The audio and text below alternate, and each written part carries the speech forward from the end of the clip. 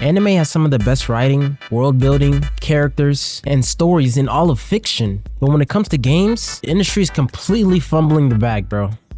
Yo, my name is David. I've been watching anime and playing video games since I was like 7 years old. Really, anime games is really the reason why I fell in love with gaming in the first place. But these past few years, the anime games that have been coming out are just complete horseshit cash grabs, bruh. I mean, look at JJK Curse Clash. Look at Hunter x Hunter Nen Impact. Straight pig shit of games, bro. And if they didn't have those names attached to them, nobody would have even bought those games. And those are just a few of the bunch. If you're an anime fan or love anime games, you've probably been feeling this way for the past few years. I have too, so let's talk about it.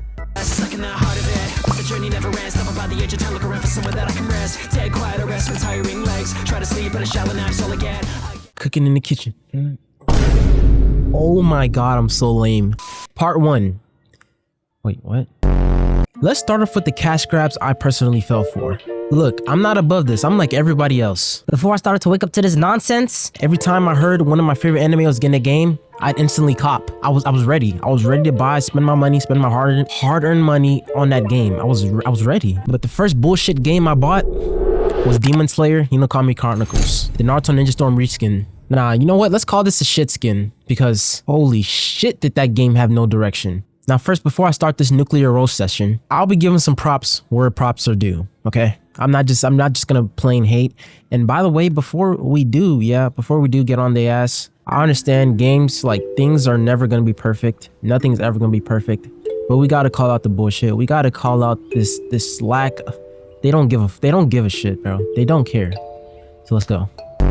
Now, Hinokami Chronicles did have beautiful visuals. The cutscenes were very beautiful, they were perfectly rendered, and the graphic effects represent the anime's breathing styles perfectly. They do. Props on that.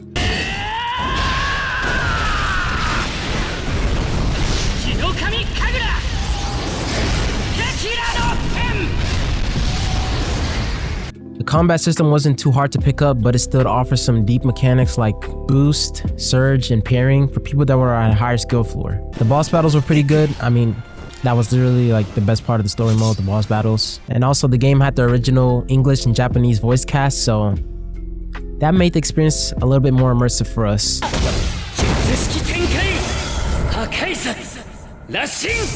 But despite all that, this game still holds no weight. The overworld exploration was still ass. Most of the time you just had to walk linearly through the map with nowhere else to go. Like that was so boring. Like it literally just felt like filler in order to make the campaign longer. They literally have you walking in straight lines for minutes. Like it's just, the roster was small as hell. A lot of the characters were just clones, literally, and they shared the same movesets, like the water breathing users or the gag characters, like the academy character versions that literally had the same skill set and moveset and played the same way to their original counterparts. Like, what are we?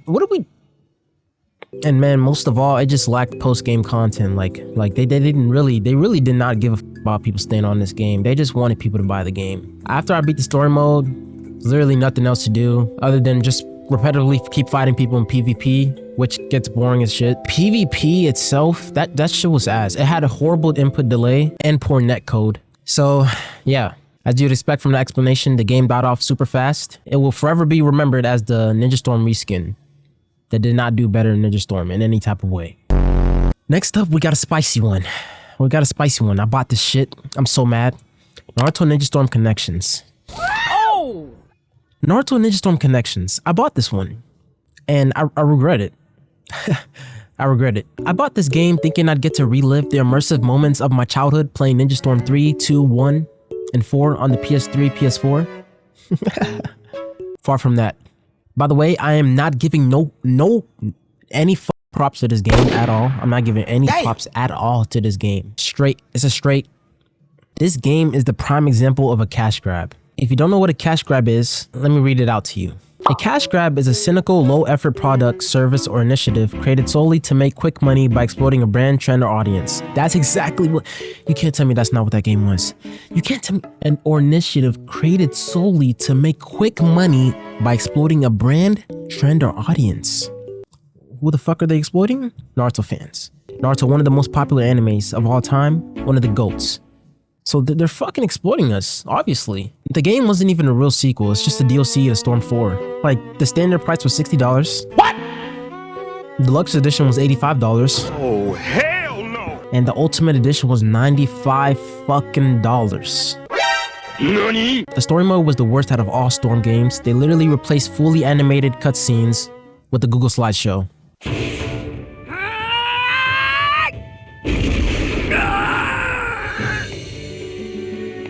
One day I'll be Hokage, so losing here's not an option. That's how I feel. That's how I feel. Bandai Namco, that's how I feel. But for real though, this actually made me sad because I remember a time playing Storm 3 where I was just so immersed in the game. Like Storm 3, Naruto vs Sasuke battle, had me fully immersed. Couldn't even blink a second.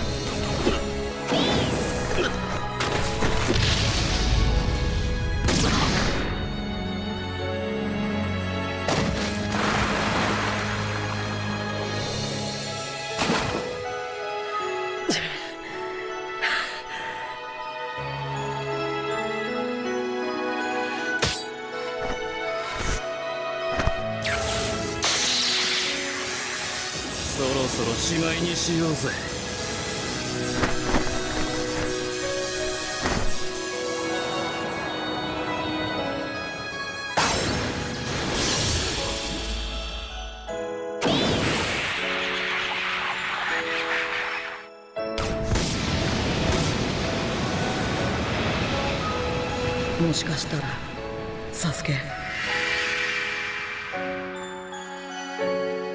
お前と俺が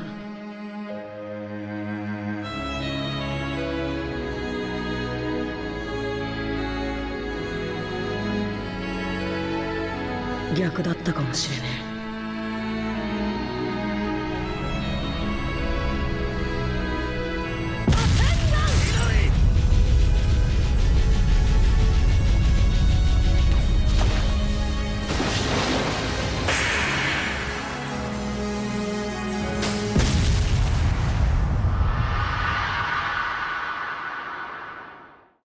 That's true gaming experience, bruh.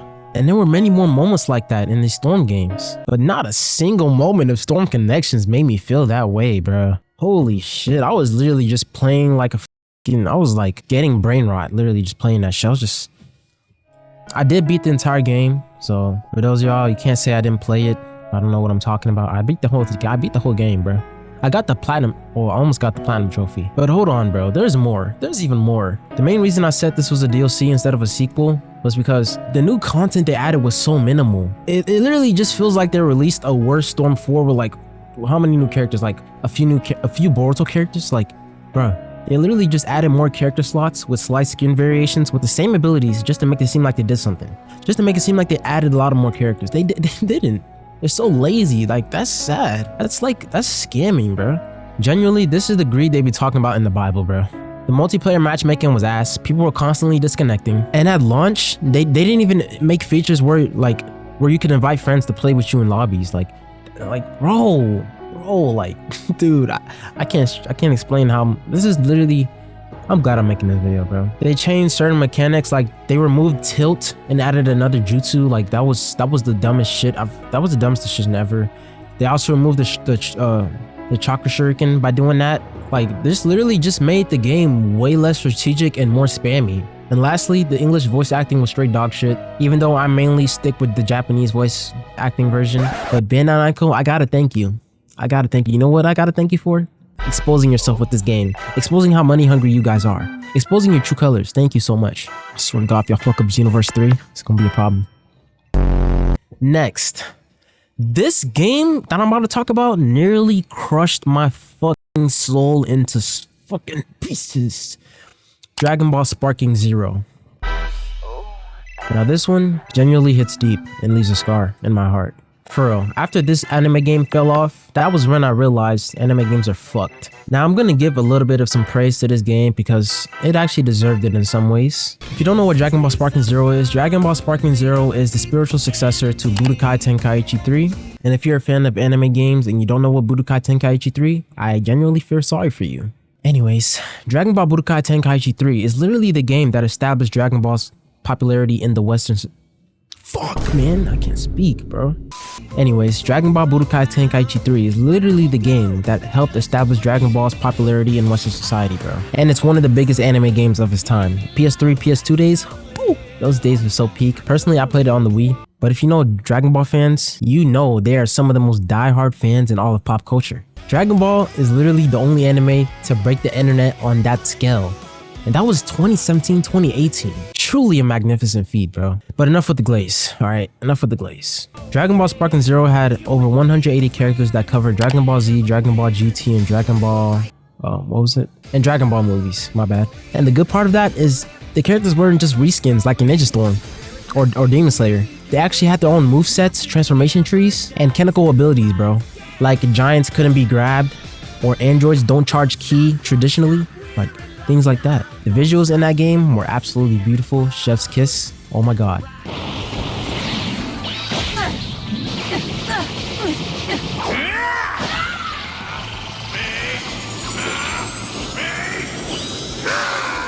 It has possibly some of the greatest visuals I've ever seen. It literally looks like it came straight out of an anime movie. The environment of the game was interactive and reacted to things like powers and ultimates. And the game actually had like some moderately deep mechanics that weren't actually that hard to pick up. But there was depth to the combat, trust me. If you're actually willing to go that far and be sweaty, there are hella combos and counters that you could actually learn. So, knowing me, I'm a big Dragon Ball fan. I went and bought this game for $100 Ultimate Edition. You know, I didn't think twice. Like, I was like, you stupid. When I heard that game, all brain cells flew out of my head. I saw the $100 price tag.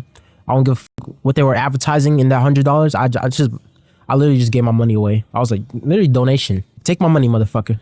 That's how it was. And that's what I'm doing with Xenoverse 3. But yeah, it just looked really enticing. Like Dragon Ball Budokai 4. What Dragon Ball fan didn't buy the $100 edition? Somebody type in the comments down. If you're a Dragon Ball fan, did you buy the $100 edition or $60 edition? I'm pretty sure you bought the $100 edition. Now, here's where the negativity comes in. The story mode was just underwhelming. And yes, there were slideshow cutscenes. Yes, there was. Honestly, I don't know why slideshows are becoming the norm in anime games. Like, with all the fucking technology we have, animation's getting better and better and better and better and better. Like, I don't know why we're moving to slideshows. Also, the story mode was divided by individual characters. That led certain arcs to be kind of repetitive and the story mode narrative to be fragmented. That was an L. And at launch, there were also and at the game's launch, there were also fuck, I can't and at the game's launch, there were also and at the game's launch, there were also and at the game's launch, there were some online issues with server errors and lag, but I'm willing to let that slide, okay? The menu UI, the menu user interface was gorilla ass.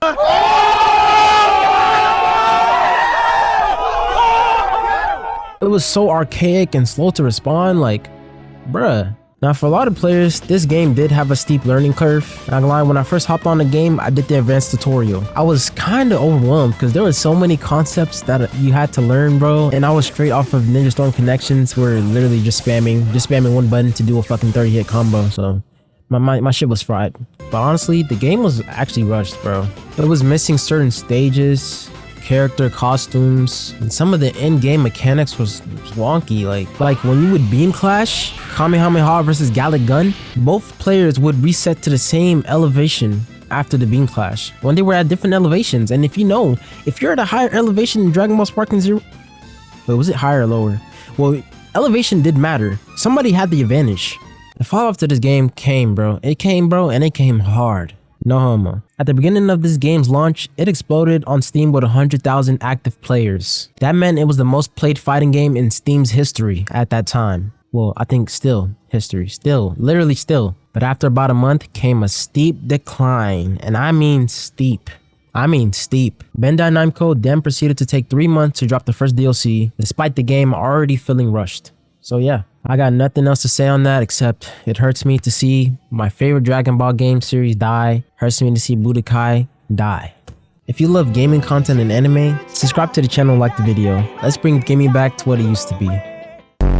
Next up, guys, I bought Bleach Rebirth of Souls. And the only reason I bought this game was because I'm a huge Bleach fan and I felt like Bleach needed an anime game, a good anime game. And I thought this might have been that game because let's be honest, Bleach games have a terrible reputation, bro. The main problem with this game though is that it lacked competitive online features and has super repetitive gameplay. The fighting mechanics were not deep at all. It just relied on the breaker mechanic. The story mode was like, alright, guess I'm not gonna hate on that too much.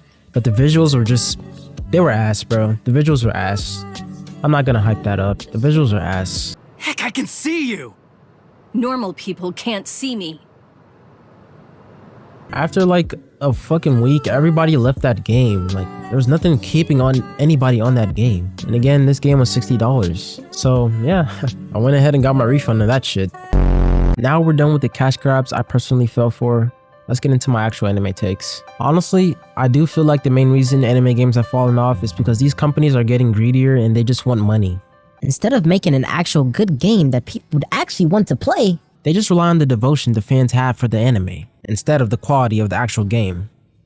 And we could see that. In their minds, the games don't have to be great. They just gotta make money. They just gotta pay their pockets. They just gotta make millions. They just gotta make the game literally just has to be attached to something that people care about. And since anime fans are the most diehard fans, they're gonna instantly buy the game. They're gonna buy the game. No matter they think it's shit, they're gonna buy it. And they're gonna complain after because it's shit. But initially, they're gonna buy it. Literally, all these games suffer from boring combat, lack of technical depth, shitty graphics. Well, except Sparking Zero and Summon Demon Slayer. Like, I kid you not, Roblox creators make better anime games than these companies. And it's just so sad, bro. It's so sad. And to take this point further, they all the anime games, they just rely on the same arena fighter formula. That shit is so burnt out now. Like, change it up. Why does every damn anime game that comes out have to be an arena fighter? Like, the lack of innovation is so obvious to all of us, bro. It's so obvious. But how you could really tell these games are cash grabs? They don't have any long-term multiplayer support, and they rarely add post-game content. They just focus on fan service. Cursed Class was so shockingly ass. It's not funny. Like, stop smiling, David. It's not funny. I'm laughing, but it's not funny. The only thing good about that game that I saw was the fact that they added 2v2, which I do think everybody needs to start doing if you're gonna make an arena fighter. Please start implementing 2v2.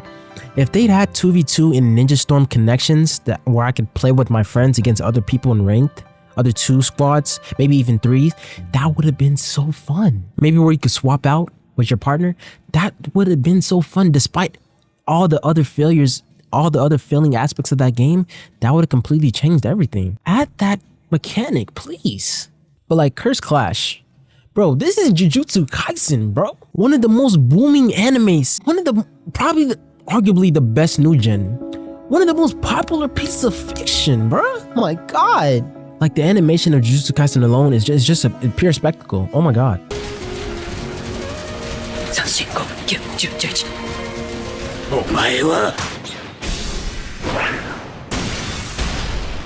お前は当時君やない。 But how can they make a JJK game so ass? How? How did they actually think this was okay to release to us for $60? How? Like me, I didn't even come close to buying this shit. I don't give a shit how much of a fan I am. This is like, this is literally, oh my god. This is complete below the bar shit. Like, no, I was not buying this. I watched 2 minutes of gameplay of this game and I smashed my monitor screen. This game had a price tag of $60 despite being a $10 game. Cursed Clash was the message. You wanna know what the message was? The message was, I don't give a fuck about you. I just wanna make some money off your stupid ass. And that message was from Bandai Namco, the publisher, and Viking, the developer. Yeah. Guys, at this point, we gotta start speaking with our wallets. Our mouths are not doing shit. They're not listening to us. As fans, bro, we hate seeing our favorite animes get games that feel so half-ass. We want games that actually have high-quality animated scenes that match the animated production value. We're tired of the Microsoft PowerPoint slideshows, bro. We want more action RPGs and open world games because these animes have some great stories and some huge worlds that could actually be adapted to the actual game. We want fighting games with real depth in order to bring back the competitive scene. We don't want button mashing. We don't want that. We want 2v2 modes and 3v3 modes for casual play and ranked with friends. We want that. And also co-op for story mode quest, like Xenoverse does. We want that type of stuff. You see it in other games all the time, whether it's indie developers or bigger studios. When real effort is put in, people respond to it. I mean, look at Hollow Knight. Look at Expedition 33. Look at Hades. These games have love and effort poured into them, and the feedback they get reflects just that. They were actually built with care, not just a name attached to them to monetize, not just a cash grab. Now to end this video off, bro, Xenoverse 3 has just been announced, bro. Xenoverse 3 has been announced and is releasing next year in 2027. When I heard that, it set my heart ablaze because this might be the final straw for me until I completely give up on the hope for anime games, or specifically on hope with Bandai Namco. Because they're the ones publishing Xenoverse 3 and their reputation so far. And they also made Jump Force. I forgot to talk about Jump Force. God damn it. Xenoverse 2 fed us nearly for 10 years and carried the Dragon Ball gaming scene, and is one of my favorite games of all time. So with this game, I genuinely want to believe that anime games can actually make a comeback. I want to believe it. And before I end off this video, just to be clear, there are a whole bunch of anime games I haven't talked about that are straight masterpieces and great. Like the Persona series, Pokemon series, like there's a lot of games that I have not talked about. A lot of games with different genres. Check it out. So this isn't me just saying all anime games are ass. No, it's not. This is just about a pattern that I've been seeing show up way too often that needs to be talked about. I hope this video made sense and resonated with a lot of people that have the same frustrations I have. Make sure to comment down below your favorite anime games and how you feel about the anime gaming scene in 2026. And if you disagree or want to add more to anything that I said, please comment down below. As always, I love you guys. Until next time. At the moment, scream again, pushing forward on the journey through the cherry blossoms of the wind, heading out towards the road ahead, and I wondered if you were somewhere